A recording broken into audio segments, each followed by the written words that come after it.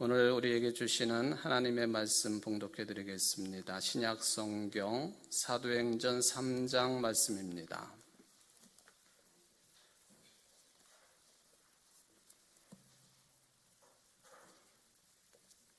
사도행전 3장 1절부터 10절까지 말씀을 봉독해 드리겠습니다. 제9시 기도 시간에 베드로와 요한이 성전에 올라갈새 나면서 못 걷게 된 이를 사람들이 메고 오니 이는 성전에 들어가는 사람들에게 구걸하기 위하여 날마다 미문이라는 성전문에 두는 자라.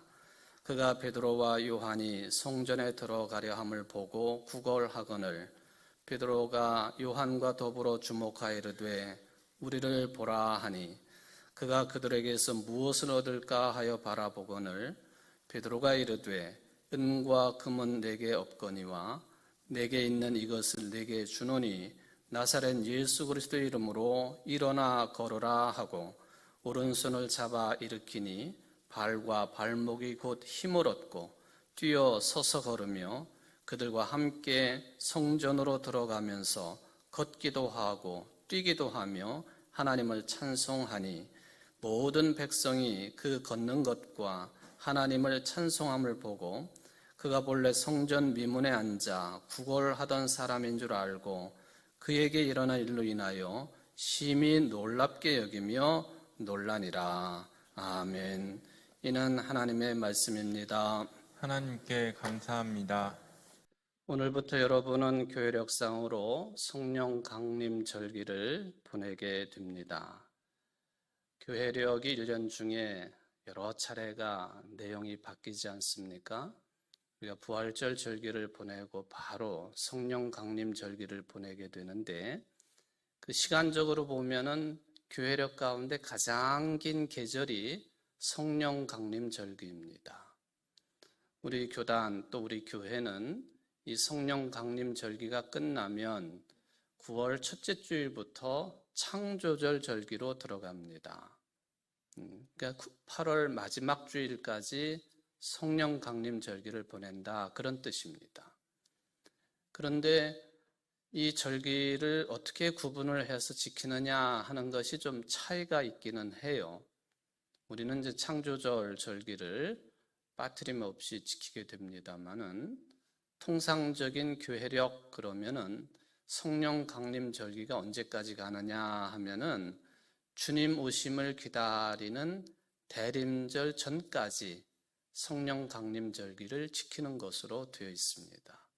굉장히 오랫동안 성령 강림 절기를 보내게 된다 하는 것을 생각을 해보면은 성령의 역사, 교회 시대를 살아가고 있는 우리들에게 성령의 역사가 그만큼 강조돼야 되고 또 그런 흐름 속에 우리 자신을 맡겨야 된다고 하는 의미가 강하다라는 뜻이 되겠습니다. 물론 성령의 역사에 우리 자신을 맡긴다라고 하는 이 차원이 또 오해가 되고 또 그것은 너무 매몰이 되어서 이상한 현상으로 마치 초대교회 때 성령 충만한 사람들을 보고 새술에 취했다라고 평가한 것처럼 술 취한 사람처럼 그렇게 성령의 역사가 오해되는 경우가 있기도 하겠습니다만은 그건 잘못된 모습들이고 우리는 교회 시대, 그 성령의 시대를 살아가고 있음을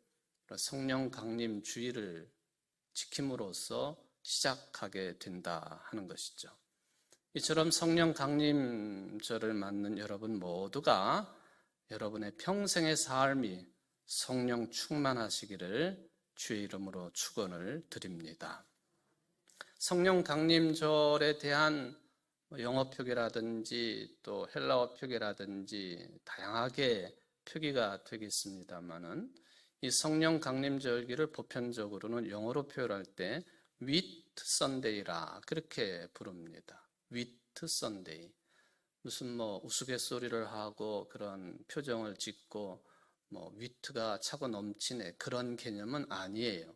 여기 위트 선데이라고 하는 말은 아마도 이 말이 조금 줄어들어서 표현된 표현일 것이다 라고 생각을 합니다. 그것은 뭐냐 하면 화이트 선데이라 그런 이야기입니다. 색깔이 하얗다 할 때 화이트 선데이. 왜 이런 이름이 붙었을까? 바로 성령 강림 절기 때에 세례를 베풀게 되어 있고, 세례를 받는 것은 색깔로 표현하면 검디 검은 우리의 죄를 세례 받음으로 씻는다 하는 그런 개념이 세례 속에 들어있지 않습니까? 그러니까 성령 강림은 세례를 받는 계절이고, 세례를 받으면 검은 것이 흰색으로 변하는 상징적인 의미가 있다 해서 이 절기 때 흰옷을 입는 그런 신앙적인 풍습이 있었기 때문에 위트 선데이, 화이트 선데이라고 하는 이름이 붙기도 했습니다. 그런데 도대체 성령 강림하고, 즉 성령의 역사하고 세례하고는 어떤 관련성이 있을까? 그 근거를 사도행전 1장 1절 이하에서 찾아볼 수가 있겠습니다. 거기에 보면은 예수님께서 제자들에게 성령을 약속하시면서 승천하시는 장면이 기록이 되어 있습니다.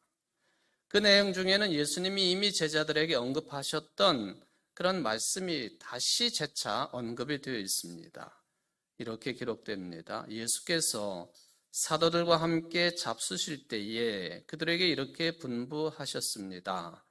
너희는 예루살렘을 떠나지 말고 내게서 들은 아버지의 약속을 기다려라. 요한은 물로 세례를 주었으나 너희는 여러 날이 되지 않아서 성령으로 세례를 받을 것이다. 요한은 물로 세례를 주었지만 너희는 여러 날이 되지 않아서 성령으로 세례를 받을 것이다. 약속의 말씀이죠. 그러니까 굳이 이 성령 강림 주일에 흰옷을 입고 그리고 세례와 연관을 짓는 것은 예수님의 이 말씀이 근거가 되는 거예요. 말하자면 성령 세례를 받을 것이다. 그러니까 세례는 물로 받는 세례가 있고 성령의 세례가 있다. 니고데모에게 예수님께서 네가 거듭나려면 물과 성령으로 나야 된다 하고 말씀하시지 않습니까? 그러니까 물로 받는 세례, 성령의 세례가 있다. 이 세례를 굳이 구분을 할 필요는 없겠습니다만은 물로 세례를 받은 사람들이 정말 전적으로 새로운 존재로 거듭났느냐, 또 거듭나게 되느냐, 이 질문 앞에는 저도 그렇고 여러분들 스스로도 이게 부끄럽습니다. 나는 분명 세례교인이고 세례받은 지 만 3년이 지나면 당회 결의에 따라 집사가 되고 집사가 된 지 10년이 경과되면 권사 될 수가 있고 또 교인들, 세례교인들이 투표를 해가지고 3분의 2 이상의 찬성을 얻게 되면은 장로가 될 수 있는 것이고 다 세례가 근거가 되는 거예요. 그런데 세례로서 내가 거듭났다고 말할 수 있느냐? 그는 솔직히 자신이 없어요. 그러므로 더 본질적인 세례는 뭐에 있느냐 하면 성령 세례에 있다는 거예요. 성령을 받아야 된다. 성령 안에 거해야 된다. 성령의 인도하심 속에 있어야 된다. 그런 차원에서 예수님께서는 너희들 내 말대로 예루살렘에서 떠나지 말고 기다려라. 그러면 성령 세례를 받을 것이다. 완전히 새로운 존재가 될 것이다. 그런 약속을 예수님이 사도행전 1장에서 하셨기 때문에 바로 이 말씀에 근거해서 성령 강림주일을 세례를 받을 때 입는 옷의 색깔, 흰옷, 그건 상징적으로 죄 씻음을 받았기 때문에 하얗게 양털처럼 휘어지게 되는 그런 상태, 그래서 위트 선데이, 화이트 선데이라고 하는 이름을 붙여놓았다 하는 그런 이야기가 되겠습니다. 근데 여러분들이 자료를 요즘은 인터넷이 발달을 해서 얼마든지 제 설교를 가지고도 인터넷을 통해 자료를 찾아볼 수 있겠는데요. 이 성령 강림절이 그냥 단순하게 성령 강림절로만 나오질 않아요. 오순절도 같이 따라 나오고요. 그리고 칠칠절이라고 하는 절기도 같이 따라 나옵니다. 아, 이건 뭐고 저건 뭐지? 좀 혼돈이 될 때가 있거든요. 그런데 이 성령 강림이 역사가 있었던 그 절기가 칠칠절하고 맞물려 있어요. 77, 숫자로 77이란 말이죠. 왜 이런 이름이 붙었을까? 원래가 역사를 따져보면은 77절이라고 하는 절기의 시작은 이스라엘 백성들이 출애굽을 해가지고 광야 생활을 할 때에 시내산 밑으로 갔지 않습니까? 시내산에서 하나님께서 모세를 부르셨습니다. 모세가 40일 밤낮을 하나님과 함께 있었어요. 그 밑에서 이스라엘 백성들은 참다 못해가지고 모세의 형인 아론에게 하나님을 대신할 수 있는 것을 만들어 달라 해가지고는 금붙이로 금송아지를 만들어 놓고 그것을 빙빙 돌며 춤을 추고 그랬습니다. 이 금송아지가 우리를 출애굽하게 한 하나님이다. 우상숭배를 하게 되었죠. 모세는 그 사이에 하나님께 주신 율법 10계명을 받았습니다. 바로 77절의 시작은 모세가 시내산에서 하나님으로부터 율법의 핵심적인 내용인 10계명을 수여받은 것을 기억하며 지키는 절기가 77절이었습니다. 이것이 시간이 흐르면서 77절 그러면은 추수를 기념하는 절기로 전환이 됩니다. 추수를 기념한다. 레위기 23장 15절 16절에 보면은 이렇게 되어 있습니다. 너희가 안식일 다음 날 곧 곡식단을 흔들어서 바친 그날로부터 7주간을 꼭 차게 세고 거기에다가 7번째 안식일 다음 날까지 더하면 꼭 50일이 될 것이다. 그때 너희는 햇곡식을 주에게 곡식제물로 바쳐야 한다. 햇곡식을 하나님께 바치는 절기, 이게 추수의 절기입니다. 우리는 이제 7월 첫 주일이 되면은 맥추 감사 주일을 지내게 되죠. 보리를 또는 미를 추수하는 그 추수절기. 근데 여기 레위기서의 말씀에 보면은 안식일 다음 날 그날로부터 7주간을 꽉 차게 세고 거기에다가 7번째 안식일 다음 날까지 더하면 꼭 50일이 된다. 이거예요. 이게 이제 77절이라고 하는 그 추수를 감사하는 그런 절기가 탄생하게 된 배경이기도 합니다. 뭐냐 하면 안식일 다음 날, 안식일은 일을 해서는 안 되니까 안식일 다음 날 그날부터 7주간 7이 나오죠. 그를 꽉 차게 세고 거기에다 곱하기 7번째 안식일 다음 날까지 더하면 그러니까 7 곱하기 7 그래서 77절이에요. 그런데 50일이 된다고 말씀하시잖아요.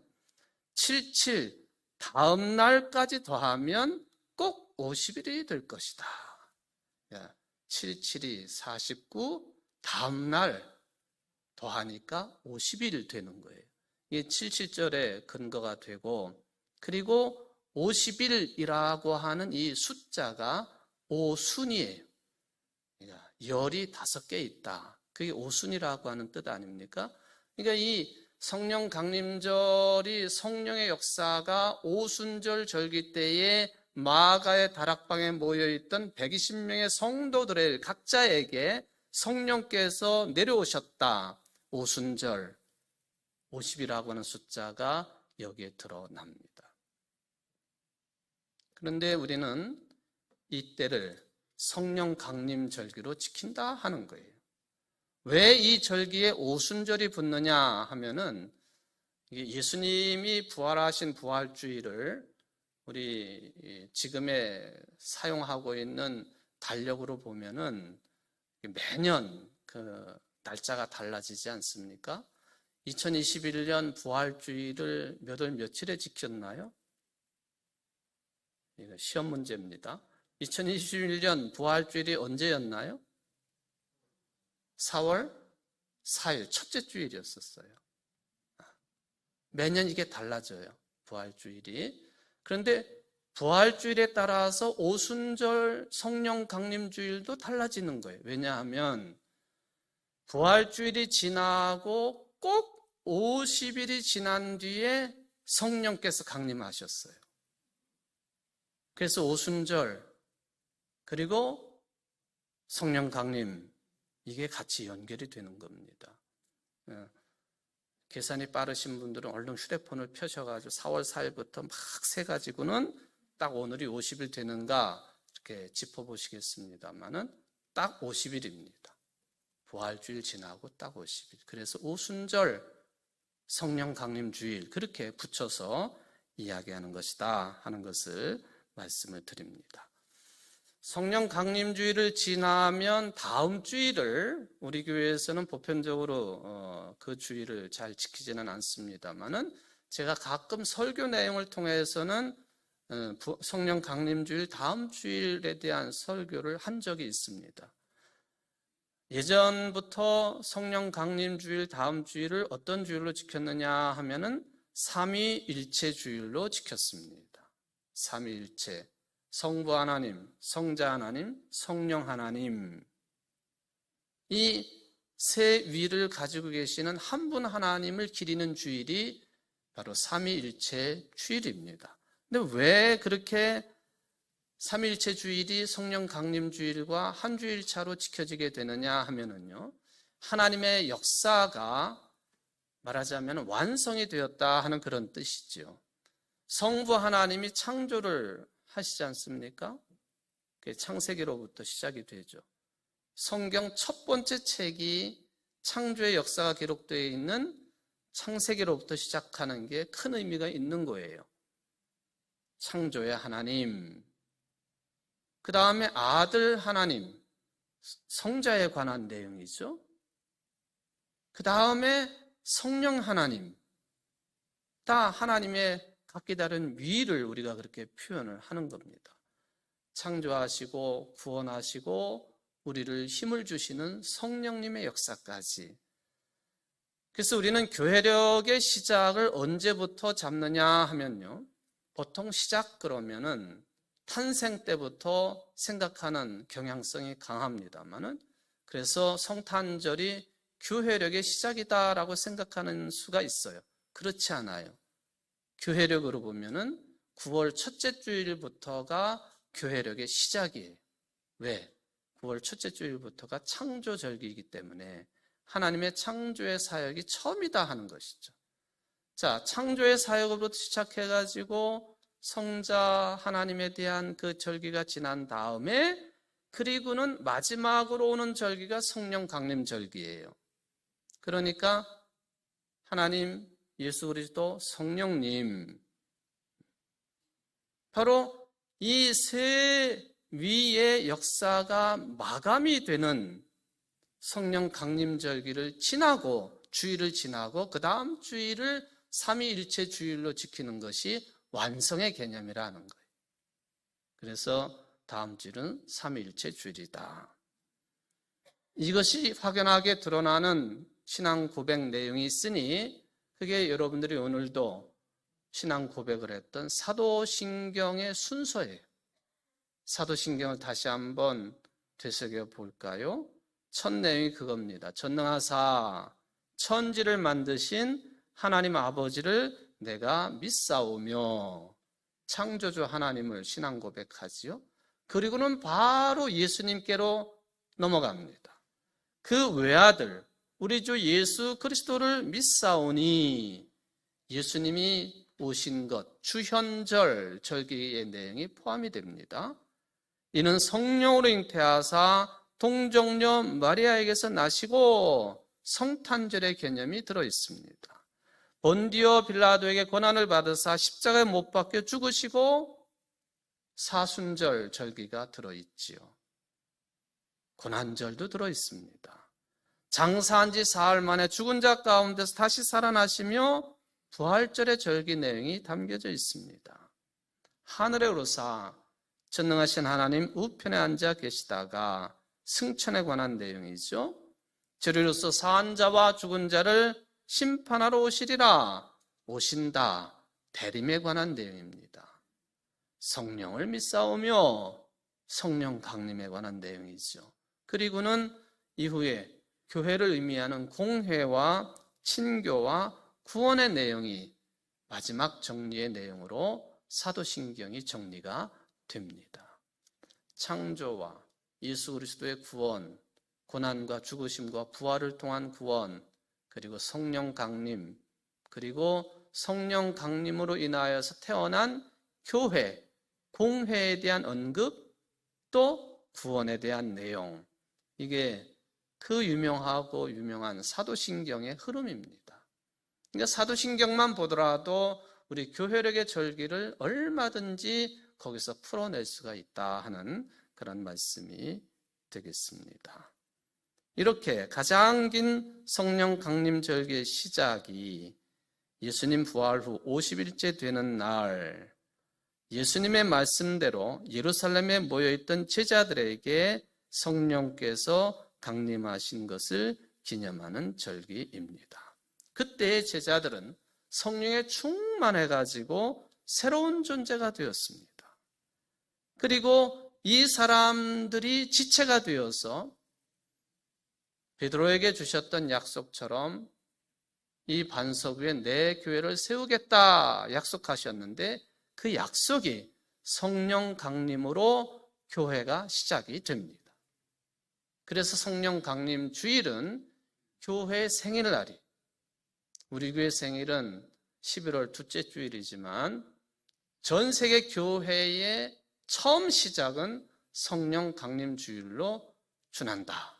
그렇게 해석해도 틀리지 않겠습니다. 제자들이 예수님의 약속을 믿고 예루살렘을 떠나지 말고 예루살렘에 머물러라. 그러면 성령의 세례를 받을 것이다. 그 약속 가운데 거한 것이고 그 약속이 제자들을 통해서 성취가 된 거예요. 여러분들 성령 충만하시기를 바라시죠? 충만과 그리고 반쯤 채워진 것은 의미가 다른 거예요. 컵에다가 물을 따르면 물을 3분의 1을 채울 수 있고 반도 채울 수 있고 또 아주 찰랑찰랑하게 채울 수도 있어요. 그런데 성령에 대해서 표현할 때는 충만하다 그렇게 표현을 합니다. 이 충만의 개념은요, 계속 차고 넘치도록 붓는 거예요. 칼칼칼 넘치도록. 간드랑간드랑한 것도 아니고 반만 채워진 것도 아니에요. 차고 넘치는 상태, 이게 성령의 역사입니다. 우리 성주제일교회 성도 여러분들 모두가 그냥 간드랑간드랑하는 성령의 인도함을 받지 말고 성령 충만하시기를 주의 이름으로 축원을 드립니다. 충만해야 돼요. 성경에 보면은 성령 충만한 사람들에 대한 기록이 다수 나오고 있습니다. 그 사람들이 어떻게 변화가 되어서 복음의 큰 역사를 이루었는가 찾을 수가 있지요. 저는 그 가운데 오늘 한 사람을 꼭 집어서 생각을 해보려고 합니다. 첫 교회인 예루살렘 교회 지도자 중에 지도자요. 마태마가 누가복음에 보면은 공관복음서에 보면은 예수님의 12제자 이름들이 쭉 나열이 몇 번에 걸쳐 되는데 그 중에서도 항상 제일 먼저 이름이 등장하는 사람 베드로입니다. 그래서 베드로를 수제자라 그렇게도 부르죠. 으뜸되는 제자라는 거예요.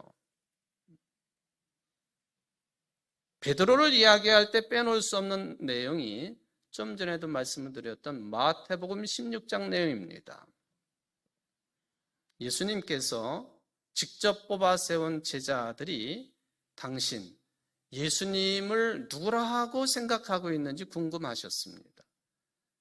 핵심은 그렇다면 너희는 나를 누구라고 생각하느냐? 그랬더니 성격이 급한 베드로가 대뜸 대답을 했습니다. 주는 그리스도시요 살아계신 하나님의 아들이십니다. 우리 교회 역사상 가장 위대한 신앙 고백을 했습니다. 당연히 예수님이 크게 칭찬하셨습니다. 너는 베드로다. 나는 이 반석 위에다가 내 교회를 세우겠다.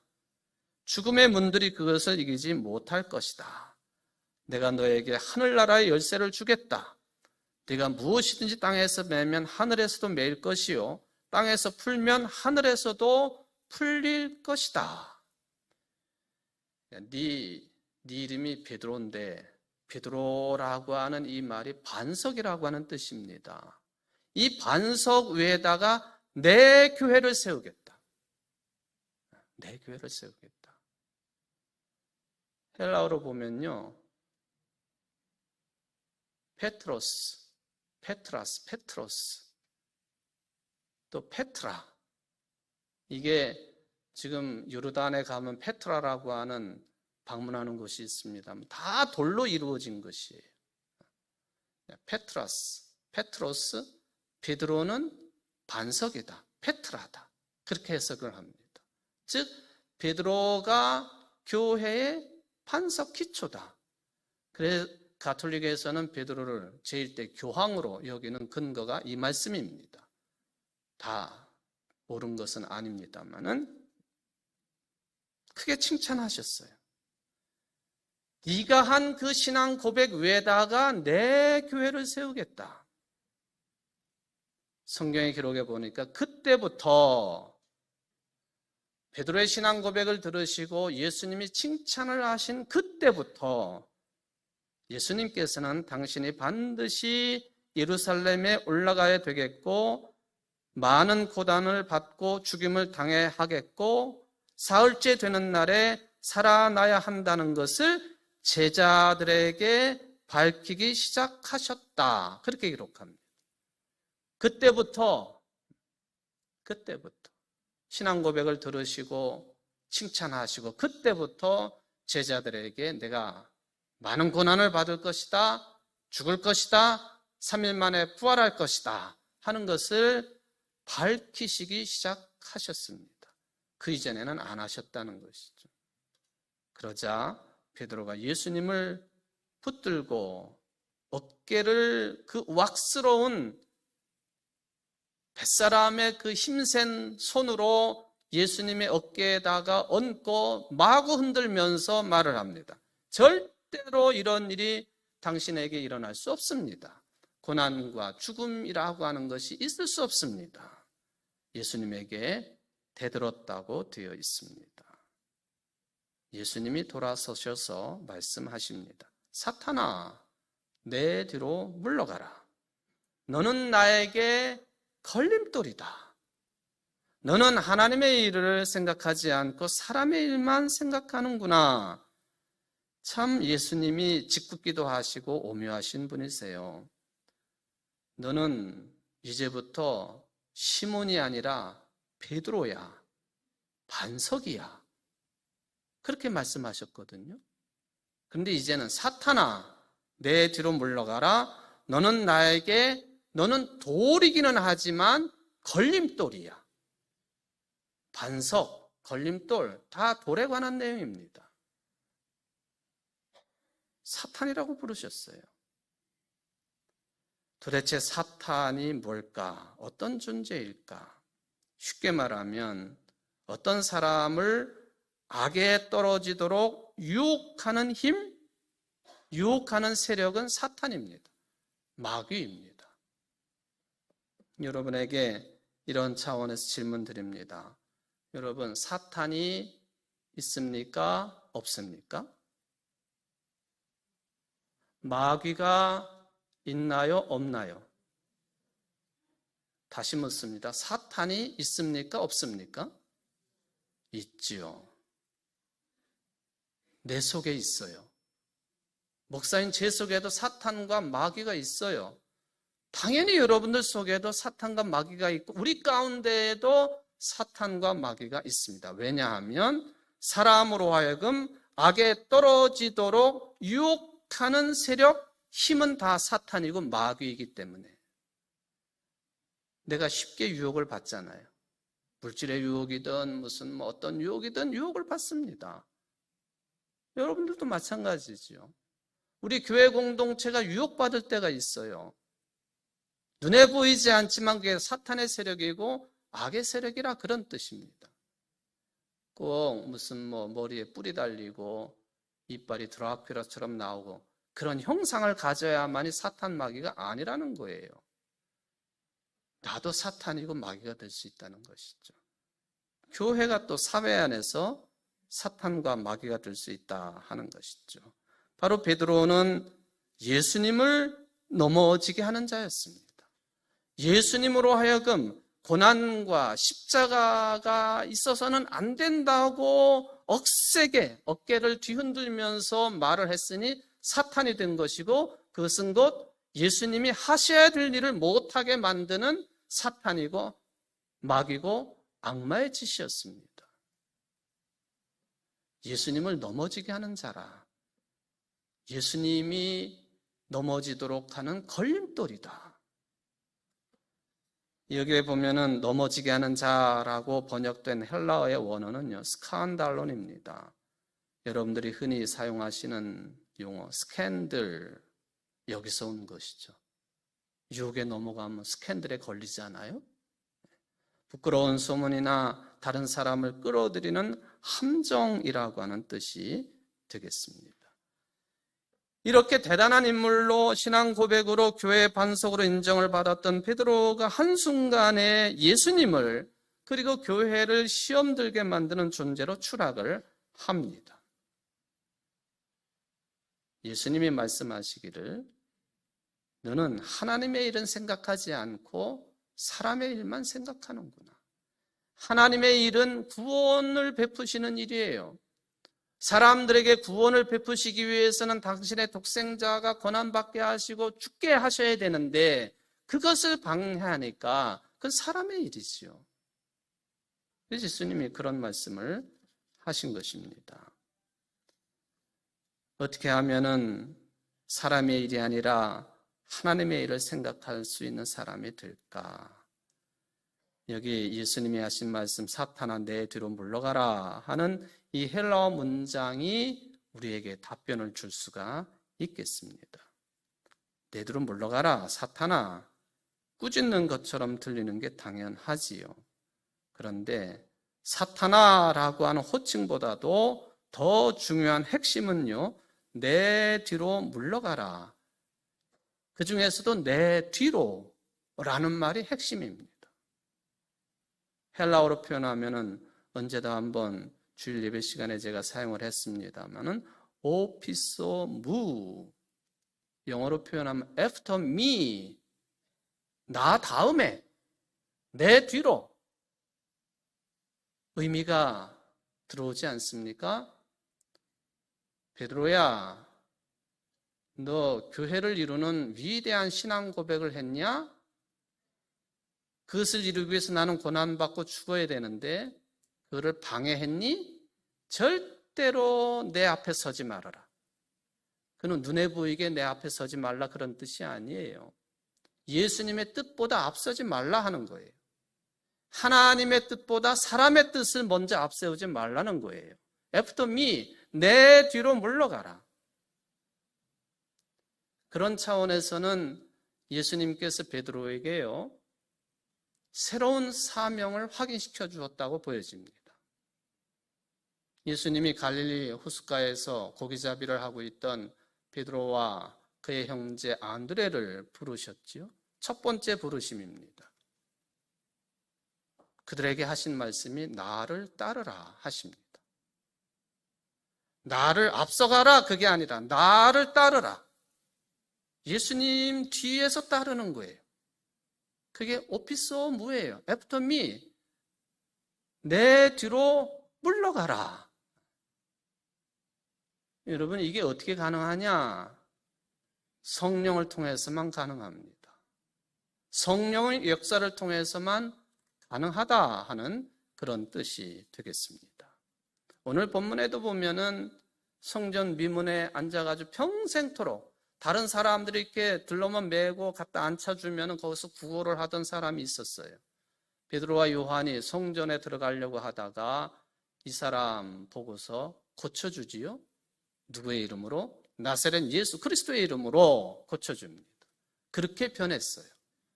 베드로는 예수님이 재판받을 때에 어떤 짓을 했습니까?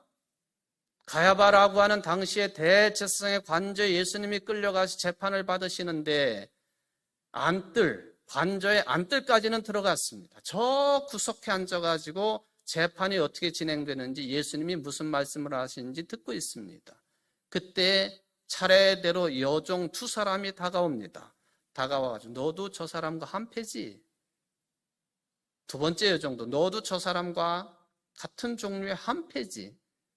부정을 했습니다. 부인을 했습니다.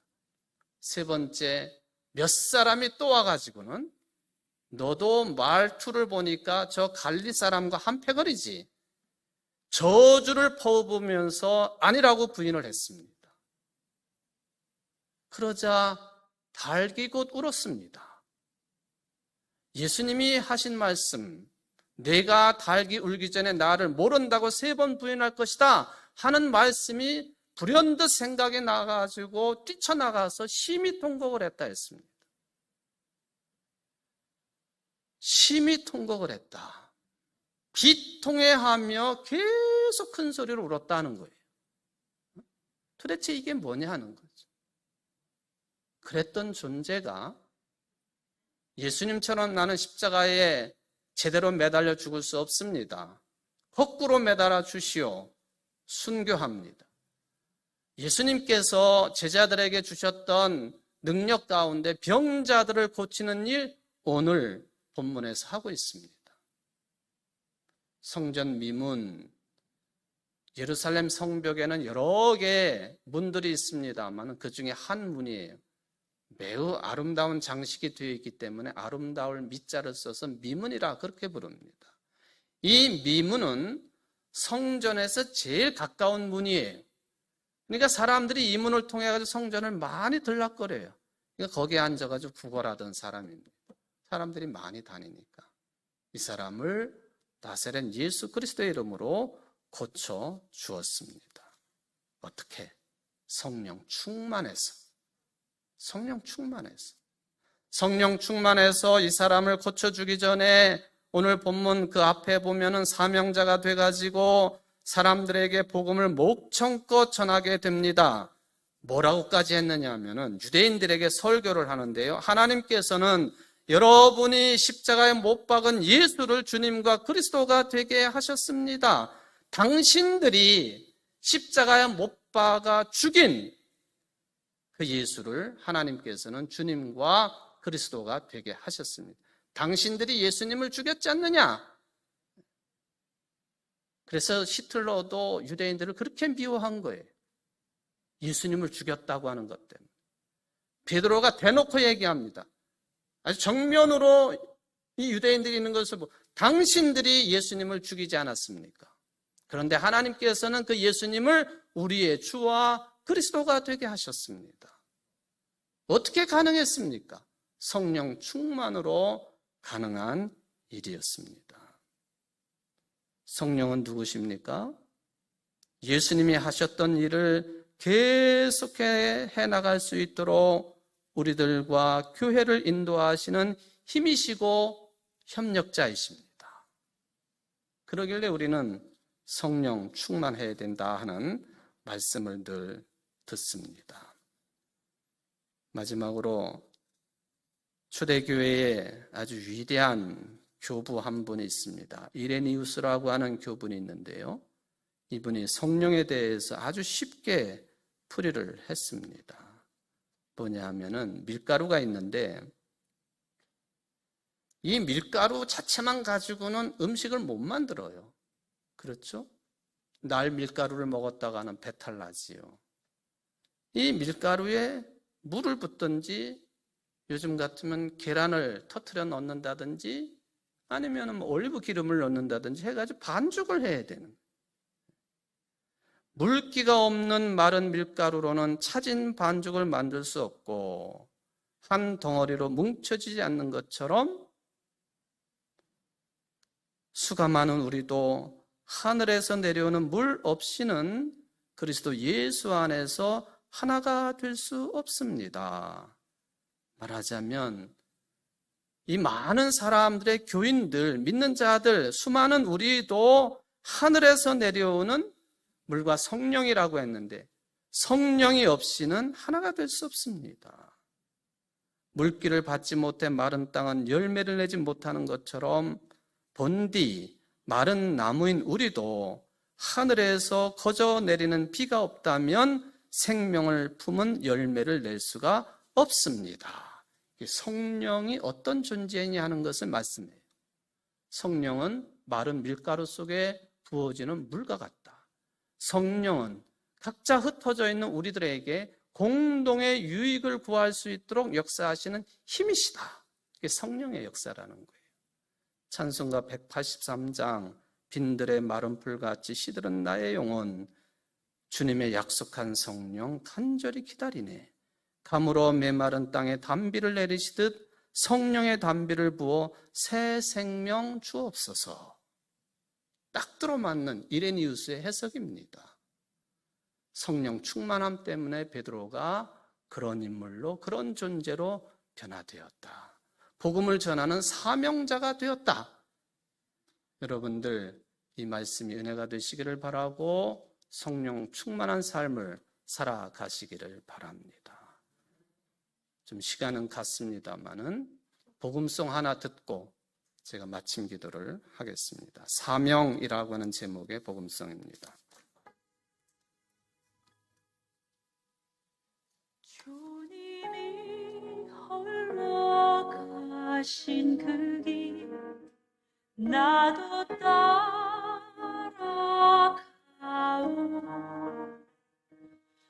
모든 물과 피를 흘리신 그 길을 나도 가오. 험한 산도 나는 괜찮소. 바다 끝이라도 나는 괜찮소. 죽어가는 저들을 위해 나를 버리길 바라오. 아버지 나를 보내주오. 나는 달려가겠소. 목숨도 아끼지 않겠소. 나를 보내주오.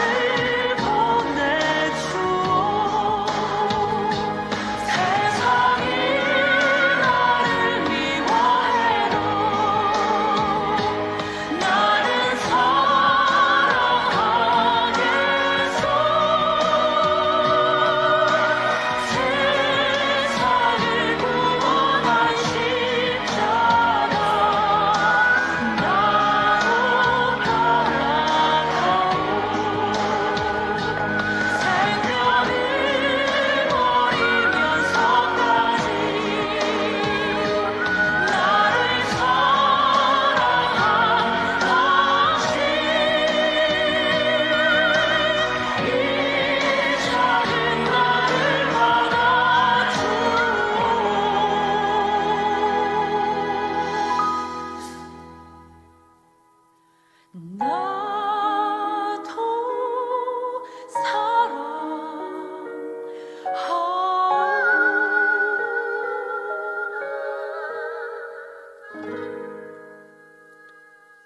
하나님, 우리가 성령 받기 전에 베드로입니다. 바요나 시모나라고 부르셨는데 우리가 그런 존재들이었습니다. 그러나 성령 충만함을 받고 그는 유대인들이 예수님처럼 자기를 죽일 수도 있는 그런 환경 속에서도 당신들이 예수님을 죽였습니다. 그러나 하나님께서는 그 예수님을 우리의 주와 그리스도가 되게 하셨습니다 하고 담대하게 외칠 수 있는 사람이 되었습니다. 그리고 오늘 본문처럼 성전 미문에 앉아 평생 구걸하던 사람을 나사렛 예수 그리스도의 이름으로 치유하는 역사의 주인공이 되었습니다.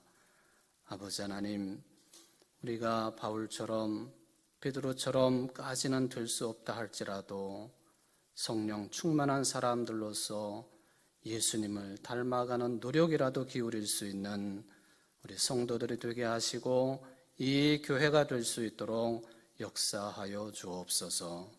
나도 변하고 교회도 변하고 세상도 변화시키는 주인공들이 다 되게 하시되 겸손한 주인공들이 되게 하시고 끝까지 사랑하는 주인공들이 될 수 있도록 축복하여 주옵소서. 예수님의 이름으로 간절히 기도하옵나이다. 아멘.